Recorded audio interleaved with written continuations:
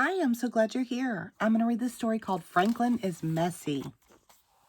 Franklin can count forwards and backwards. He could zip zippers and button buttons. He could tie his shoes and count by twos.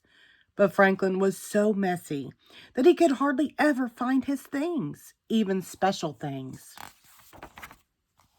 One day, Franklin searched for his sword. It was special because he had made it himself from cardboard and wood and string. Franklin needed it to play knights in armor with his friends. He looked all over. He found a bag of marbles he thought he had lost. He found a brown apple core. He even found his favorite baseball hat, but he couldn't find his sword. "Have you seen my sword?" Franklin asked his mother.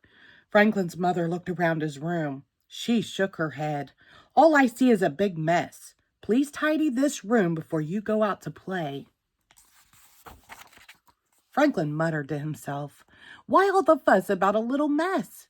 He had more important things to worry about.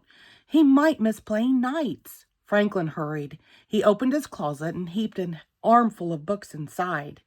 He piled all his blocks in the middle of his room. He threw his hat in the corner and put the apple core in a drawer. "All done," he said to himself. Still, he hadn't found his sword. By the time Franklin reached Bear's house, his friends were already playing knights. Bear slashed the air with his sword. Beaver lunged at the evil dragons. "Hurry, Franklin," shouted Bear. "We need you."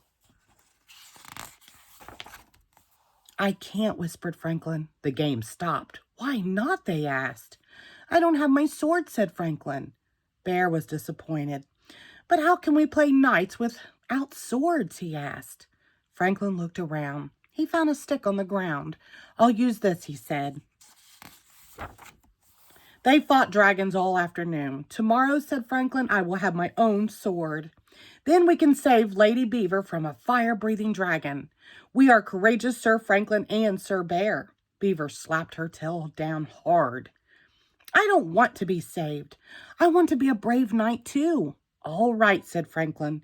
"You can be Sir Lady Beaver, and together we will save the king." "You'll need your special sword," said Bear. "Of course," said Franklin.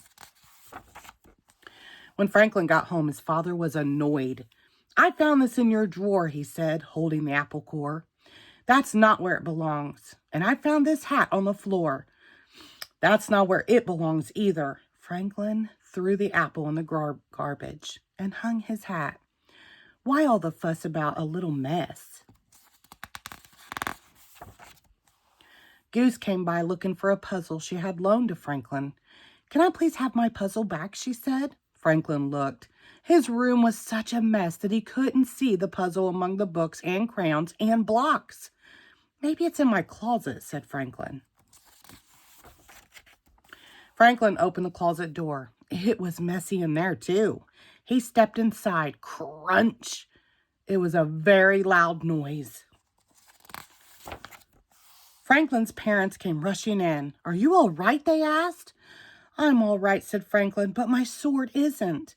He held up the shattered pieces. "What a mess," Franklin said sadly. "Maybe you need more places to put your things," said Franklin's mother. They found boxes in the basement. They painted them and named them: toy box, puzzle box, costume box, block box.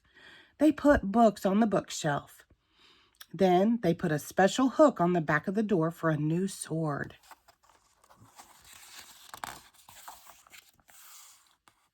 The tidying up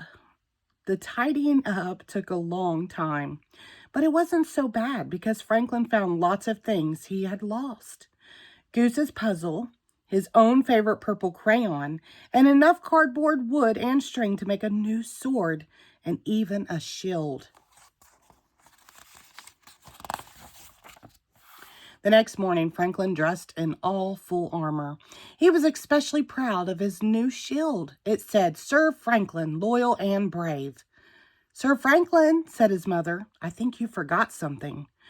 Franklin's mother whispered in his ear. Franklin smiled. They took a crayon and added 2 more words to his shield. "Sir Franklin, loyal and brave and neat." The end. Thank you.